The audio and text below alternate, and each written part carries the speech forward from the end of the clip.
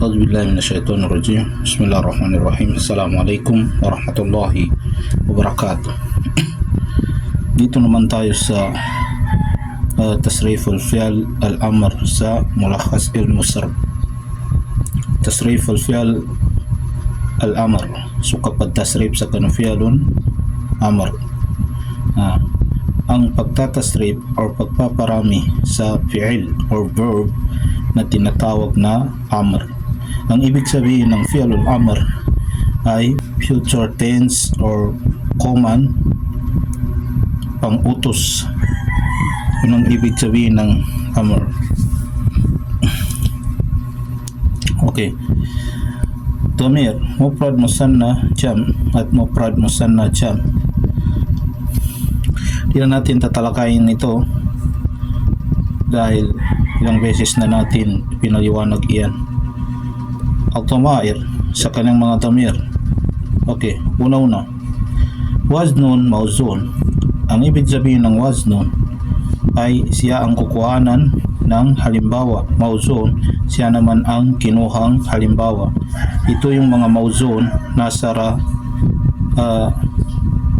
unsur uktub. Okay.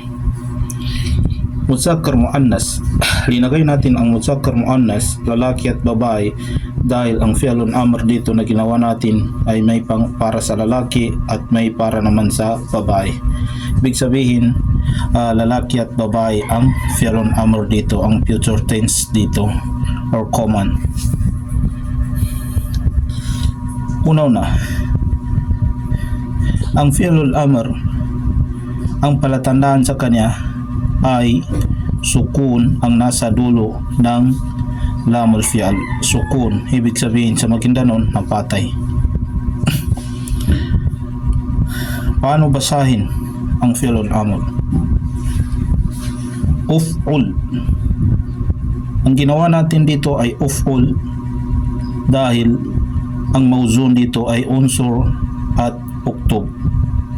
Kapag may makita kayong uf'il or if'al, ay ibang fi'il naman ang kinuhang mauzun or kinuha na kanyang halimbawa.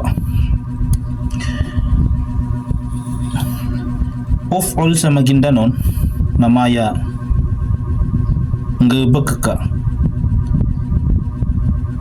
pang-utos, ngebegka. Sa Tagalog, gawin mo o ikaw ay gumawa. Ang kanyang musanna ay uf'ula. Sa Maguindanon, galbag kanudwa. Sa Tagalog, gumawa kayong dalawa. O di kaya kayong dalawa gawin na ninyo. Ang importante lang, yung af'al or fi'lun amr ay kapag binanggit mo siya ay tunog ng pang-utos or kanyang action ay para sa pang-utos. Okay. Dito tayo sa jam. Uf'ulu sa Maguindanon, ngebegkanu. Sa Tagalog, gawin ninyo.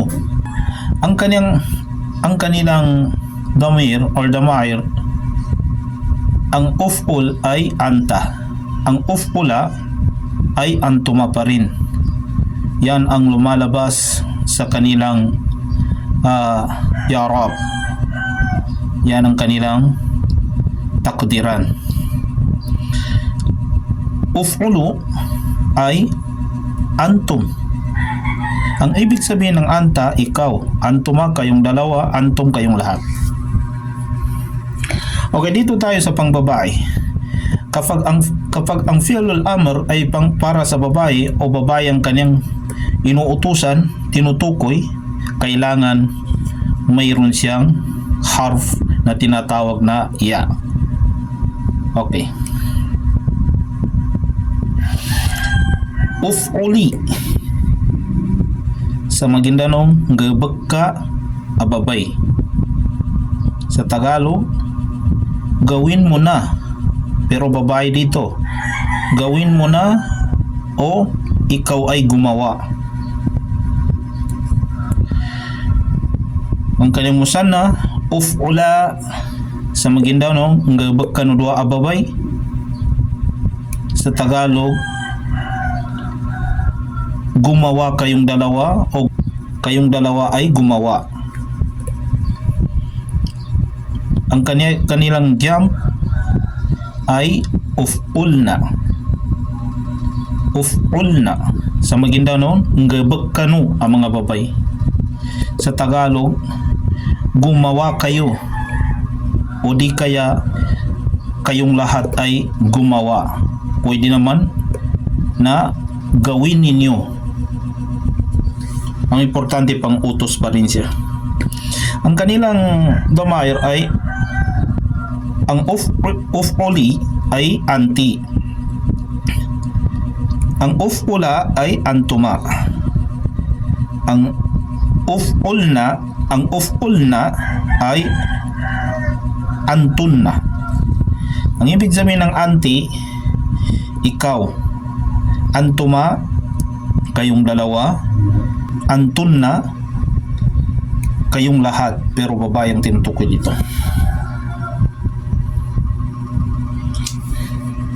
Okay, dito naman tayo sa fi'lun amr ng nasara.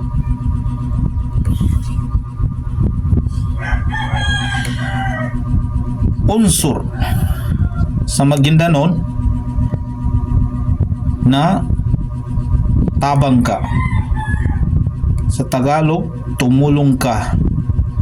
O di kaya ikaw ay tumulong. Unsura sa Maguindanao, tabang kanu dua. Sa Tagalog, tumulong kayong dalawa. O di kaya kayong dalawa ay tumulong. Ang kanilang jam, unsuru, tabang kanu. Sa Tagalog, tumulong kayo. O di kaya kayo ay tumulong. Ang tinutukoy dito ay mudzakkar. Ibig sabihin, ang kanyang tinutukoy ay lalaki. Ang kanilang damair, anta, antuma, antum pa rin. Di na natin explain dahil alam na natin anong ibig sabihin ng anta, antuma, antum. Importante ang damir na ito ay para sa lalaki. Yan ay lumalabas na mga damir kapag sila ay ini-i'rab. Ang ibig sabihin ng i'rab ay pagpapaliwanag. Dito tayo sa babae, pangbabae. Unsuri sa Maguindanao, tabang ka ababay. Sa Tagalog, tumulong ka, pero babae ang tinutukoy. Pwede naman ikaw ay tumulong. Dahil anti pa rin ang kanyang takdiran. Musanna, unsur.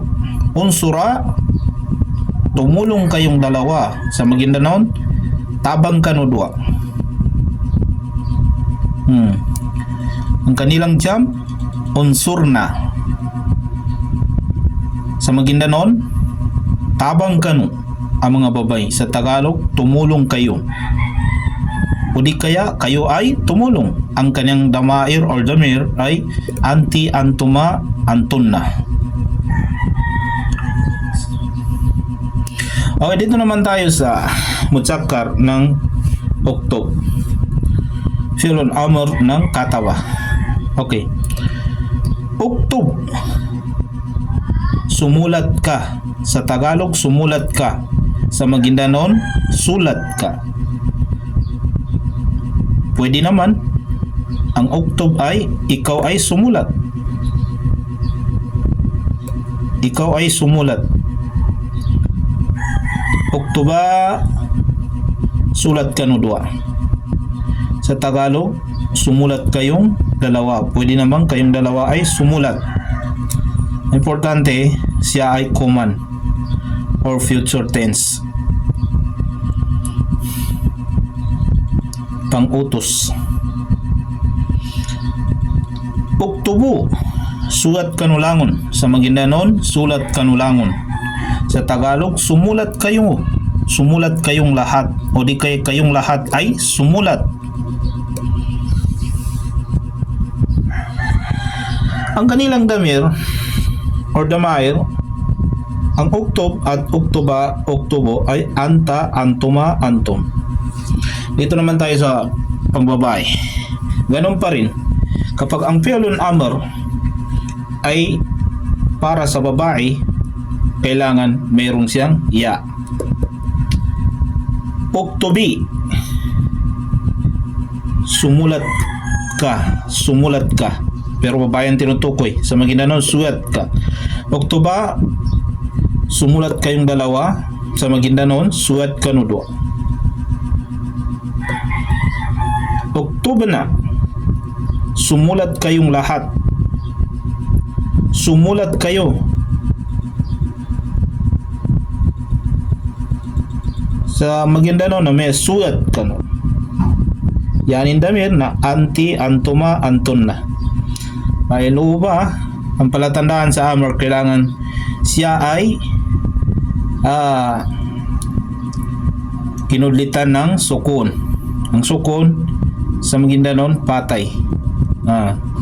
Liban na lang kapag ang fi'lun amr ay babae, dahil kailangan siya ay kasra. Tulad nito, uf'uli, unsuri, uktubi. Ibig sabihin babae ang tinutukoy dyan. Assalamualaikum warahmatullahi